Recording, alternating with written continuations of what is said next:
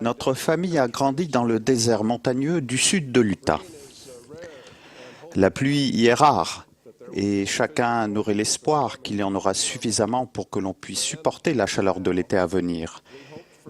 Quand j'étais jeune, tout comme maintenant, nous espérions la pluie, nous prions pour avoir de la pluie et dans les pires moments, nous jeûnions pour qu'il pleuve. On raconte l'histoire d'un grand-père qui emmena en ville son petit-fils âgé de 5 ans. Ils finirent par arriver à une petite épicerie dans la rue principale où ils s'arrêtèrent pour boire une limonade fraîche. Une voiture venant d'un autre État s'arrêta et le conducteur s'adressa au grand-père. Désignant un petit nuage dans le ciel, l'inconnu demanda « Pensez-vous qu'il va pleuvoir ?» Le vieil homme répondit « J'espère bien. Si ce n'est pas pour moi, que ce soit pour le garçon. J'ai déjà vu la pluie tomber. »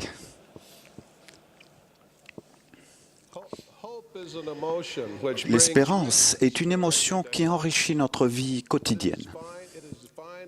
On la définit comme étant le sentiment que tout va s'arranger.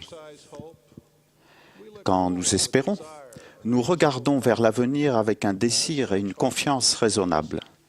Par conséquent, l'espoir exerce une certaine influence apaisante sur notre vie parce que nous attendons avec confiance des événements futurs. Parfois, nous espérons des choses sur lesquelles nous n'avons que peu ou pas de contrôle. Nous espérons qu'il fera beau. Nous espérons que le printemps sera en avance. Nous espérons que notre équipe sportive favorite gagnera la Coupe du monde de football, le championnat de football américain ou le championnat américain de baseball. Ces espoirs rendent notre vie intéressante et peuvent souvent conduire à des comportements excentriques ou même superstitieux. Par exemple, mon beau-père aime beaucoup le sport, mais il est convaincu que s'il ne regarde pas son équipe de basket favorite à la télévision, elle a davantage de chances de gagner. Quand j'avais 12 ans, j'insistais pour porter la même paire de chaussettes sales lors de chaque match de baseball de la Ligue junior, dans l'espoir de gagner.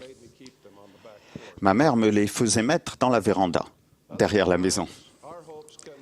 À d'autres moments, nos espérances peuvent donner naissance à des rêves qui peuvent nous inspirer et nous conduire à l'action. Si nous espérons mieux travailler à l'école, cette espérance peut se réaliser par l'étude consciencieuse et le sacrifice. Si nous espérons jouer dans une équipe gagnante, cette espérance peut nous amener à sérieusement nous entraîner, nous investir, jouer en équipe et finalement à réussir.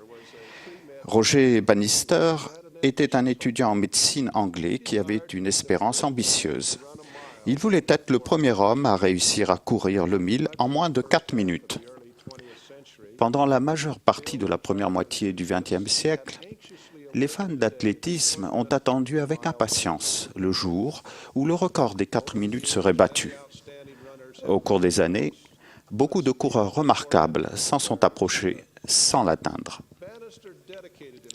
Bannister s'est astreint à un programme d'entraînement ambitieux dans l'espoir d'atteindre son but d'établir un nouveau record mondial. Certains membres de la communauté sportive avaient commencé à douter que l'on puisse franchir la limite des 4 minutes. De présumés experts avaient émis l'hypothèse que le corps humain était physiologiquement incapable de courir à une telle vitesse sur une si longue distance. Au cours de la journée nuageuse du 6 mai 1954, la grande espérance de Roger Bannister s'est réalisée. Il a franchi la ligne d'arrivée en 3 minutes, 59 secondes et 4 dixièmes, établissant ainsi un nouveau record mondial. Son espérance de courir le 1000 en moins de 4 minutes est devenue un rêve qui s'est réalisé par l'entraînement, le travail acharné et la consécration. L'espérance peut inspirer des rêves et nous encourager à les réaliser. Cependant, l'espérance seule ne nous mène pas au succès. De nombreuses espérances honorables ne se sont pas réalisées parce qu'elles se sont brisées sur les récifs des bonnes intentions et de la paresse. En tant que parents, nos plus chères espérances tournent autour de nos enfants. Nous espérons qu'ils grandiront pour mener une vie responsable et juste. Ces espérances peuvent être facilement anéanties si nous ne sommes pas de bons exemples. L'espérance seule ne signifie pas que nos enfants grandiront en justice. Nous devons passer du temps avec eux lors des soirées et d'activités familiales profitables. Nous devons leur enseigner à prier. Nous devons lire les Écritures avec eux et leur enseigner des principes importants de l'Évangile. Ce n'est qu'à ce prix que nos plus chers désirs se réaliseront.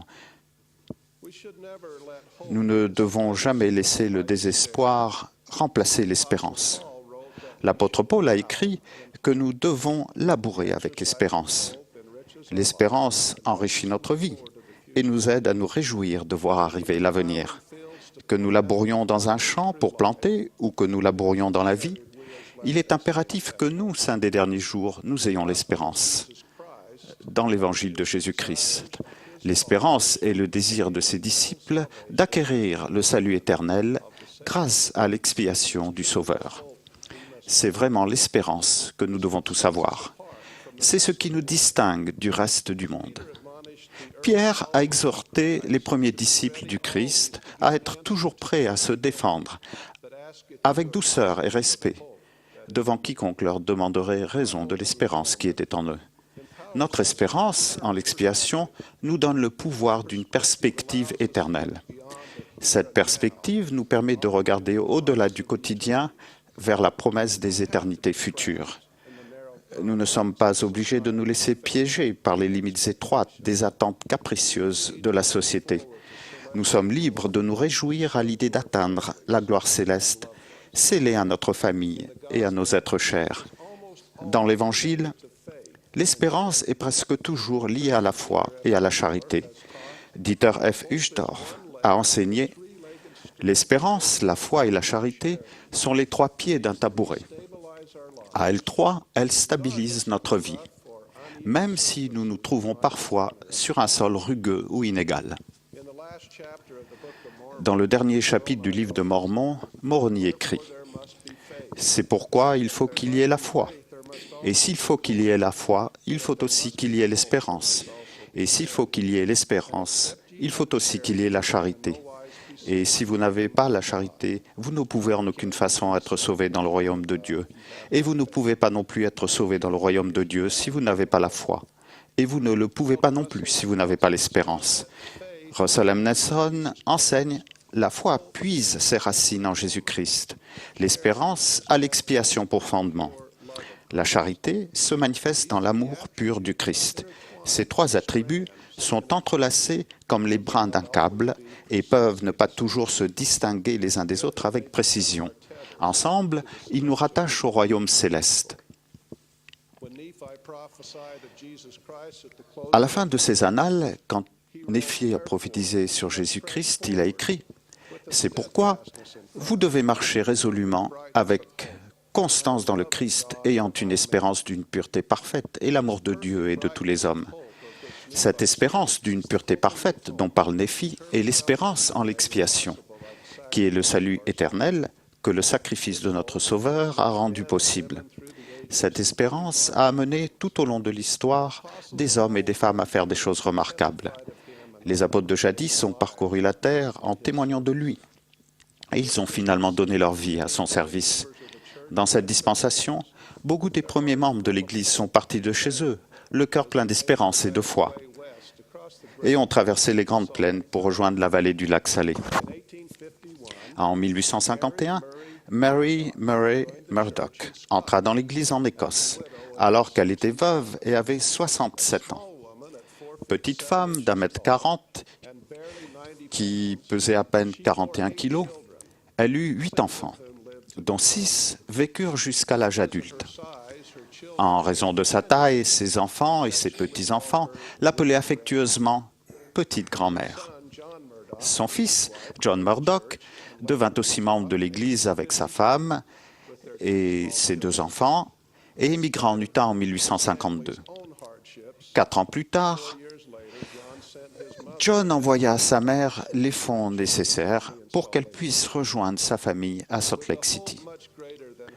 Avec une espérance plus grande que sa petite taille, Marie entreprit le voyage ardu vers l'ouest et rejoignit l'Utah à l'âge de 74 ans.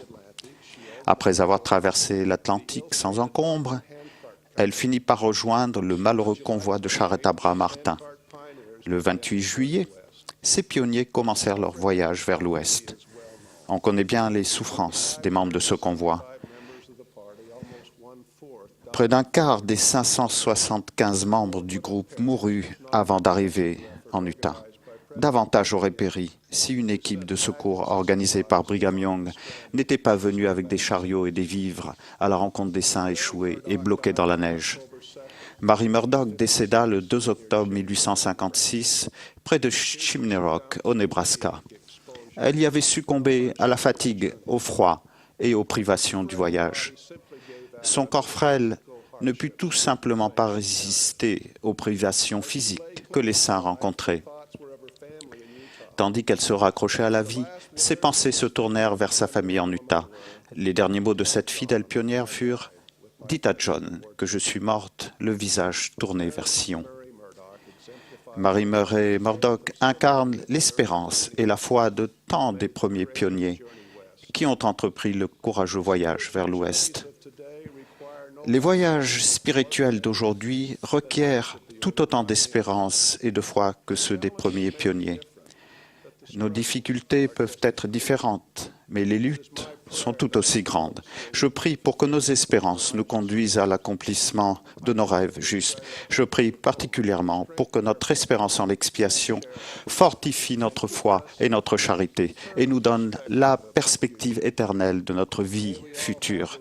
Puissions-nous tous avoir cette espérance d'une pureté parfaite. C'est là ma prière, au nom de Jésus-Christ. Amen.